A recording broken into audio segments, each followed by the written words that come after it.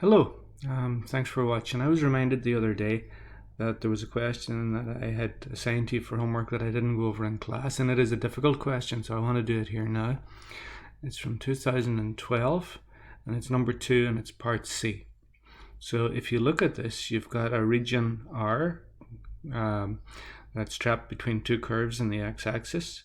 And if we look at part C, we did part A, but if we look at part C, part C says the horizontal line y equals k divides R into two regions of equal area. Right, but do not solve an equation involving one or more integrals whose solution gives the value of k. Now, like I said, we did A in class. B we're going to come back and do later on. We're not ready for B yet. But C is something that I want to go through with you now.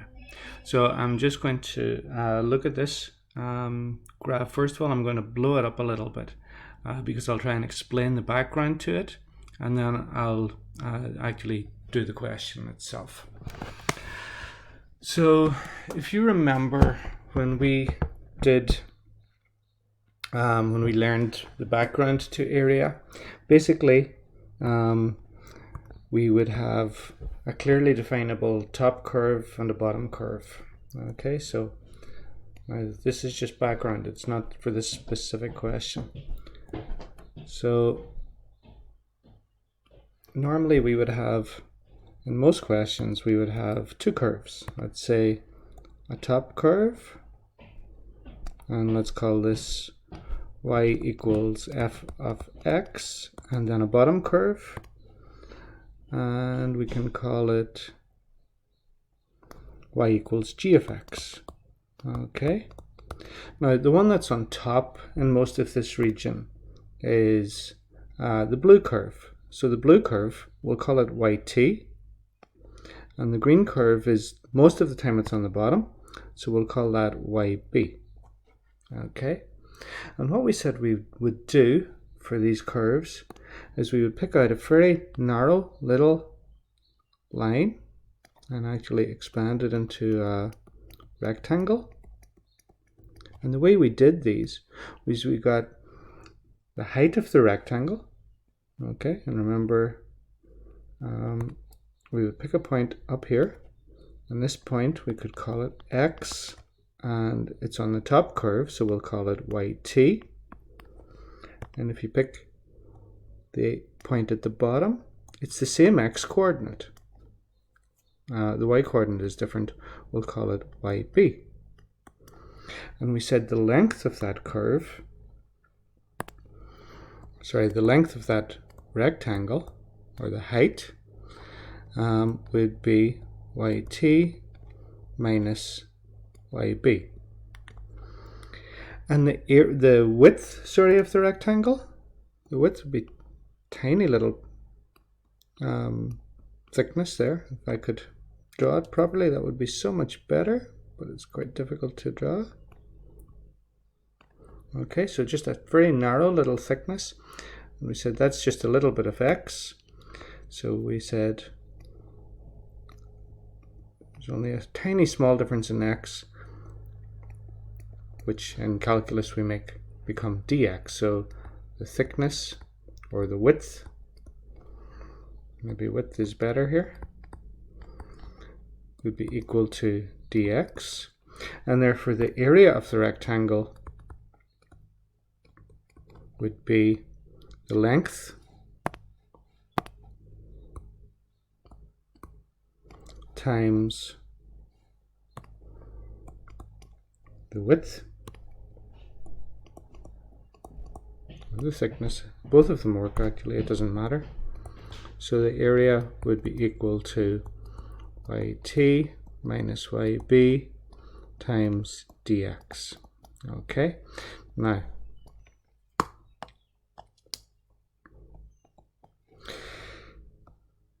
what we did then was we would just integrate that across the whole region. Okay, we would integrate that across the whole region. Let's say this was the extreme left hand part of it, this was the extreme right hand part of it, and the x coordinates of those points would be a and b. So we would have the total area is equal to the integral from a to b of yt minus yb dx. Okay, now that's the approach you can take when you have a very clearly defined top curve and bottom curve. Okay, and that's what we're going to see 85–90% of the time. Okay, there's a clear left, there's a clearly defined top curve and a clearly defined bottom curve. Now let's look at our problem. We have a region here which isn't very clearly defined at all in terms of a top curve and a bottom curve, but it does seem to have a left and a right. I mean, there does seem to be a left hand side to this region and a right hand side to this region. At least that's how I intuitively see it when I look at it. So what we're going to do is we're going to draw this down here again. Okay, something similar to it at least.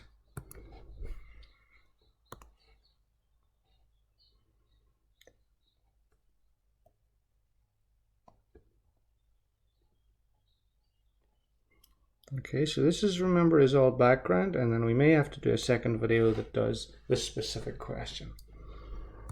But if we look at it, what do? We go from 1 over to about 1, 2, 3 and a bit. I think we did this earlier, but it doesn't really matter. 1, and then there is a straight line here.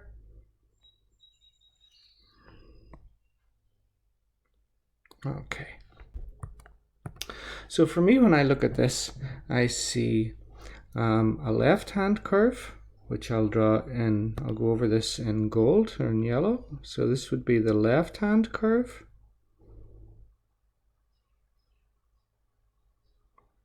And this is the line, or this is the curve y equals log x. Y equals log x. And then a right-hand curve, I'll do that in blue. And this is the line y equals 5 minus x, as far as I remember. Yeah, 5 minus x.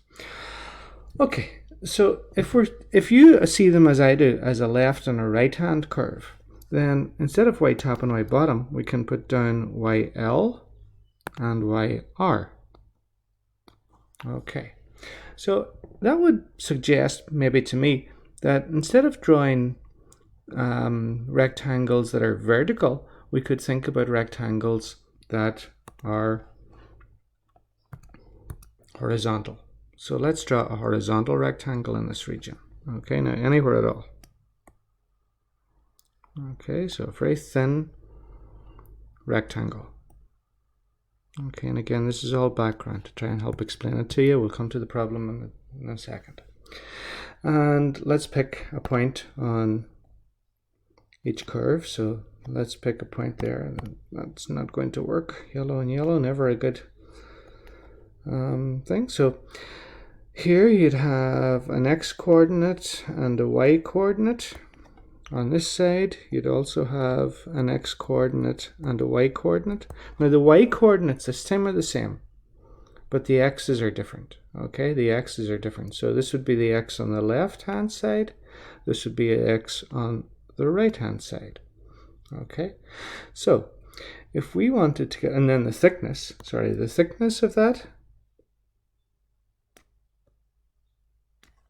would be just in this case a little bit of y. Okay, now delta y, which would eventually lead to dy. Okay, so the thickness this time is going to be dy.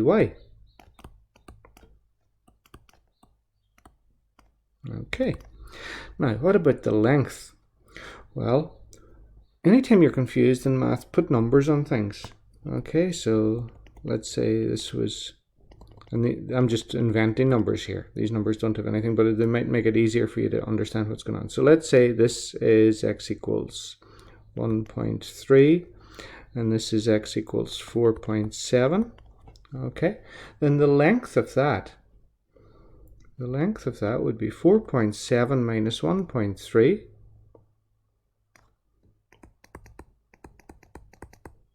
Which would be equal to 3.4. Okay, now that's what it would be with those numbers. But how did you get that? Okay, you did 4.7, which is the component of the point on the right. So it's the x coordinate of the point on the right. So that's xr. So it's xr minus the 1.3. The 1.3 is the x coordinate of the point on the left of that rectangle. So xl. So the length is equal to xr minus xl. Okay, and therefore in this case, if we have two curves, a left curve and a right curve, then the area is going to be the integral from the length. Okay, the length is xr minus xl. Okay, remember, times the thickness, dy. So it's length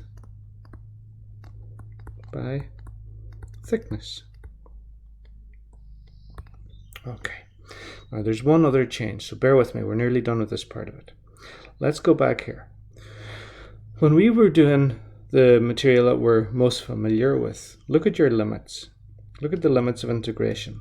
The limits of integration are always related to, so these limits are always related to the thickness. Okay, those limits are always related to the thickness. That dx at the end, the name for it is the differential. Okay, so that in this case, when we were drawing vertical rectangles, the limits were the extreme leftmost point and the extreme rightmost point. So they were the x coordinates of the extreme left and the extreme right. In this case here, what we're going to have to do, there's a few things to do. Our limits are going to be the bottom of a region and the top of a region. Okay, so the limits are going to be the bottom of a region and the top of a region. So in this case here, this would be y equals 0. Okay, here y equals 0. Let's see if we can find a pen that makes this work. So y equals 0 here, and let's say we don't have a number for that, but let's say it's y max. We'll call it y max. Y equals y max. It could be anything. It's just a number. Okay, it's just a number. So our limits would be from 0 to y max. Y max again is just a number.